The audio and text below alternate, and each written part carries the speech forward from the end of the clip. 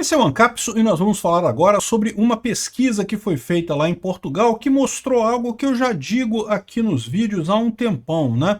Esse negócio de controlar aluguel, de limitar o valor do aluguel, parece uma boa medida, né? Parece que ajuda os inquilinos, mas no final das contas, toda vez que é tentado resulta em aumento de aluguel. E o mecanismo é muito simples de entender. E não é só congelamento do aluguel, não, tá? Qualquer medida que você tome, por exemplo, para dificultar o despejo de um inquilino que não paga, ou qualquer coisa desse gênero, você está piorando a situação. É aquilo que eu falo para vocês sempre. Se você tem uma coisa que é uma relação voluntária, e no caso você alugar um apartamento, alugar um imóvel, é uma relação voluntária, os dois lados precisam concordar para fazer essa relação.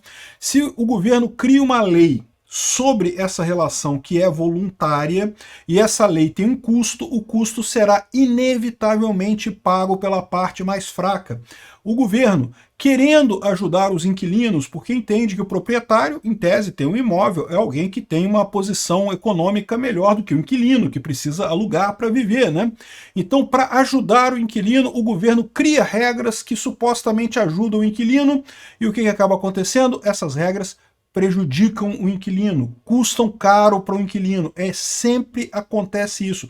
Aprendam, governo jamais consegue resolver esse tipo de problema. Se você tem uma relação voluntária, qualquer regra que seja criada vai prejudicar a parte mais fraca.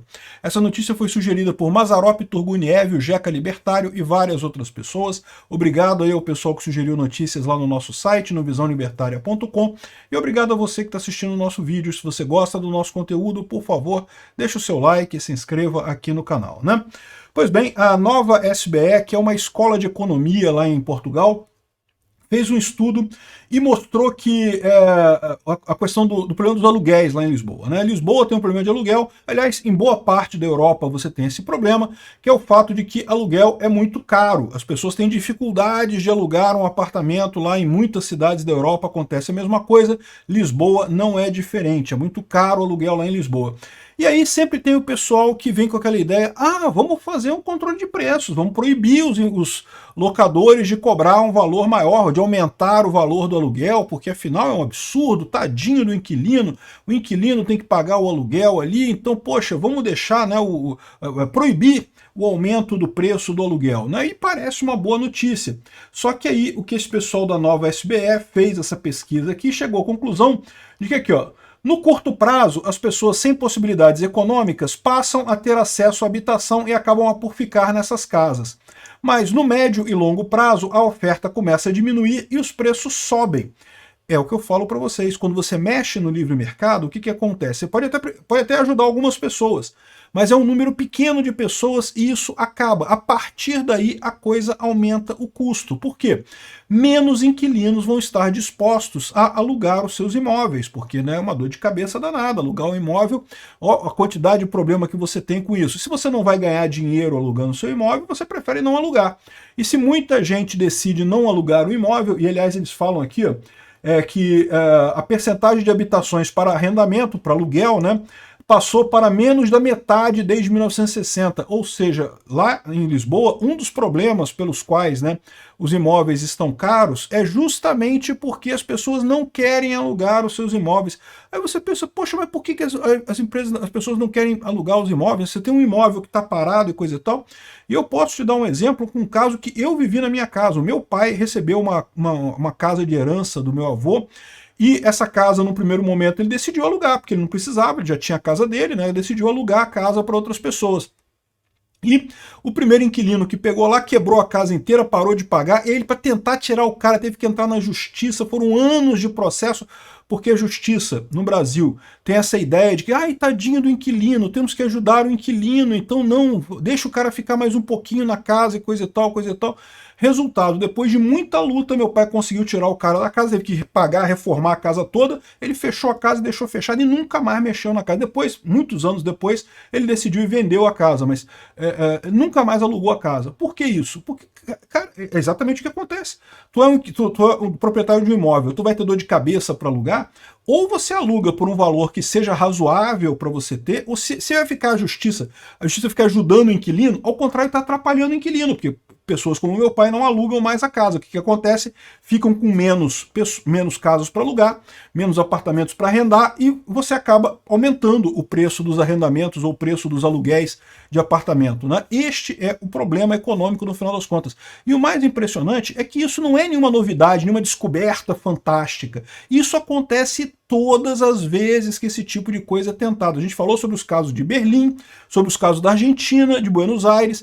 Todos esses lugares o pessoal tentou esse negócio. Não, vamos congelar o aluguel. Você só pode reajustar o aluguel um valor X específico com base na inflação, não pode definir o aluguel livremente. O que começa a acontecer? As pessoas simplesmente fecham o imóvel e não vão alugar mais, porque não vale mais a pena, ou tentam vender o imóvel. O fato é que ficam menos imóveis para alugar e no final das contas o que acontece com o preço do imóvel? Sobe, e sobe muito. Então, ou seja, você poderia ter um aumento do preço do aluguel normal, orgânico, que é por justamente a oferta e da demanda, mas no momento que o governo resolve interferir no mercado, supostamente para ajudar o inquilino, acaba prejudicando o inquilino. Pode ajudar um inquilino ou outro, mas via de regra prejudica todos os inquilinos. É o que eles fizeram aqui, ó. Você até pode ajudar os inquilinos atuais, mas o que acontece é que é uma injustiça geracional. Ou seja, a próxima geração, né, toda geração vai ter gente querendo alugar imóvel. Você começa a vida, é muito difícil, você jovem, começando a sua vida, você comprar um imóvel, né? Eu e tantas outras pessoas começamos a vida alugando imóvel, né? E quando chega a próxima geração para alugar o imóvel fica muito mais caro. Por quê? Porque como o governo botou um monte de regra para favorecer o inquilino na geração anterior, os locatários não querem mais alugar, diminuiu o número de imóveis para alugar e você acaba tendo um preço mais caro para locação. Aconteceu isso em Berlim. O Milei, lá na Argentina, em Buenos Aires, tinha esse problema também, né? O governo socialista que tinha lá antes tinha colocado um monte de regra, que não pode tirar o inquilino, que não sei o que lá, que não pode aumentar o valor acima da inflação e coisa e tal. Só que o que aconteceu? O pessoal parava de alugar, porque se vai ter dor de cabeça para ganhar pouco, melhor deixa fechado o negócio lá. O que acontecia? O preço dos aluguéis acabavam subindo, né? O pessoal fala isso que é estranho, né? Como é que pode? Berlim proibiu subir o preço dos aluguéis e o preço dos aluguéis disparou. Uai, por que disparou? Porque isso, é lógico que o preço de um imóvel em si você não podia subir. Mas o que o dono daquele imóvel fazia? Fechava o imóvel e não vendia mais. E agora, os novos imóveis que tinham para alugar, ninguém vai alugar, sabendo que não vai poder aumentar o valor durante um tempo, então eu já vou botar um preço lá em cima. Se é para alugar, vou botar um preço lá em cima, porque eu não vou poder aumentar depois. Então, o que acontecia com o preço dos imóveis? Ficava lá nas alturas, né? E ainda tinha uma coisa muito reduzida de imóveis. O mesmo problema, eles descrevem aqui os problemas em São Francisco, na Califórnia. Também teve o exato mesmo problema. O pessoal com essa ideia de, não, vamos ajudar a parte mais fraca, vamos fazer uma lei aqui para ajudar a parte mais fraca. Acaba ferrando a parte mais fraca. É a mesma lógica que eu sempre falo para vocês, que a CLT aqui no Brasil, as leis trabalhistas brasileiras, tão extensas e amplas e coisa e tal, e sempre no intuito de ajudar o trabalhador, acabam prejudicando o trabalhador. Por quê? Porque no final das contas o salário do trabalhador fica desse tamanho. As empresas têm que botar todos os overheads devido à incerteza jurídica, devido a 13º e férias e pipipi, popopó e não sei o que lá, não sei o que lá, e mais a incerteza jurídica que tem em cima disso, porque mesmo que você pague tudo direito para o empregado, a chance do empregado entrar na justiça, você tem que contratar um advogado e coisa e tal, todo esse custo, você tem que considerar esse custo. Então você vai lá e diminui o preço do salário do empregado. Os salários aqui no Brasil ficam todos baixíssimos, é o que acontece por aqui. Por que o brasileiro vai para os Estados Unidos e se empolga? Porque chega lá e fala, caramba, o pessoal paga bem aqui. Por que paga bem? Porque não tem lei trabalhista, tem muito pouca lei trabalhista por lá, né? O patrão dá férias se ele quiser, você combina com ele. Você quer férias? Combina com o seu patrão aí. Ah, mas que absurdo, o patrão aqui não é obrigado a dar férias. Então, procura só um emprego que dê férias. Se o patrão não dá férias, você procura outro emprego. Não tem problema nenhum. E aí que eu falo, quanto menos o governo interfere interfere em relações voluntárias é melhor para todo mundo, porque aí a pessoa recebe mais e tem o poder de negociação. Se você quiser férias, você procura um patrão que ofereça as férias. Se você não quer férias, você pode trabalhar para qualquer patrão. Simples assim, resolvido o problema, né? A mesma coisa vale para o CDC. Eu já falei também aqui, o CDC aqui no Brasil tem essa porcaria de que não, que é para proteger o consumidor e não sei o que lá. E sabe o que acaba acontecendo? Encarecendo o produto. É só isso que acontece com o CDC. Porque, na verdade, a maior parte das lojas já obedecia tudo que o CDC falava em termos de trocar produto defeituoso, esse tipo de coisa, né? Isso aí tem que trocar mesmo, mas isso aí é óbvio, isso aí não precisa de um CDC para isso. A lei anterior ao CDC já dizia que se você comprar um produto com defeito, a loja tem que trocar, evidentemente, né? Agora, o que o CDC faz? Ele bota um monte de garantias adicionais para o consumidor. E aí o que acaba acontecendo? Um monte de gente entrando na justiça com caso frívolo, por qualquer besteirinha. E no final das contas, isso acaba, o preço, o custo disso acaba indo para o custo dos produtos. A mesma coisa com os aluguéis aqui, né? E de novo, não é só a questão de aluguel, tá? Não é só a questão do valor do aluguel. Tem um caso aqui na Espanha também, que é o fenômeno dos ocupas, né? Que é o MST lá da Espanha, o MTST da Espanha lá. O movimento de ocupação do pessoal que entra no imóvel, aluga o imóvel e depois não sai. Não paga, não sai, coisa e tal. E aqui, o caso que o cara conta aqui, ó, é justamente o Juan Pedro, que morava em Tenerife, na Espanha, mora em Tenerife, na Espanha. Ele vive há 5 anos uma situação ocupa. Ele mora num apartamento e do lado, o apartamento ao lado, pertencia ao pai dele, que já é falecido, e só que uma pessoa invadiu e usava o apartamento do pai dele, e aí ele não conseguia na justiça desocupar, porque tal como a justiça brasileira, o pessoal fala, ai, tadinho do inquilino, o cara é pobre, não pode tirar ele. Aí qual o resultado, né? O cara levou anos para tirar o inquilino maldito lá, o ocupas do apartamento dele, teve que pagar uma conta de água absurda de 300 euros, teve que consertar um monte de coisa no apartamento, estava tudo quebrado. Quando ele tirou o cara do apartamento, o que ele fez? A mesma coisa que meu pai fez. Fechou a casa e pronto, deixa fechado lá. Não, deixa quieto lá. Um dia eu vendo, eu faço alguma coisa com isso, deixa quieto. Não vou alugar de jeito nenhum. Não vou botar mais ninguém lá.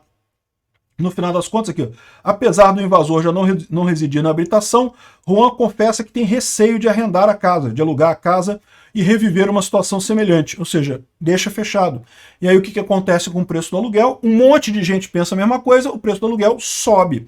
É o que eu falo para vocês, justiça tem que ser justiça. Quem está certo? Quem está errado? Ah, o inquilino está errado? O inquilino não pagou o aluguel e está morando indevidamente? A justiça tem que tirar o cara. Não porque, mas tadinho, ai, tadinho, ele é inquilino, ele é pobrezinho. Você está ferrando um monte de inquilinos. No momento que você começa a pensar desse jeito, tem que tirar. Quem está errado tem que ser punido. E ponto final. Não interessa quem é pobre, quem é rico, quem é bom, quem é ruim, quem é feio, quem é bonito. Não interessa. O cara está errado, a justiça tem que punir. A mesma coisa para consumidor, para trabalhista, para aluguel, tudo isso. Essa ideia de você fazer justiça com leis é uma ideia falha, é uma ideia que prejudica a sociedade como um todo. Só ajuda, sabe quem? Políticos. Os políticos adoram isso, porque eles inventam essas leis malucas, né? E para o pessoal meio lerdo da cabeça, acha que a lei está ajudando o trabalhador. O trabalhador, olha só, o inquilino vai ser ajudado, tadinho do inquilino, aprova a lei aí. E o político ganha esse bônus, no final das contas ferrou para todos os inquilinos, mas ele não está nem aí, porque o político também não aluga aluguel, não aluga apartamento, não vai fazer, não vai participar disso daí, né? É o que eu falo para vocês, essa é a grande tragédia que vive o Brasil e tantos outros lugares. Que bom que o pessoal de Portugal está percebendo o problema que é isso, né?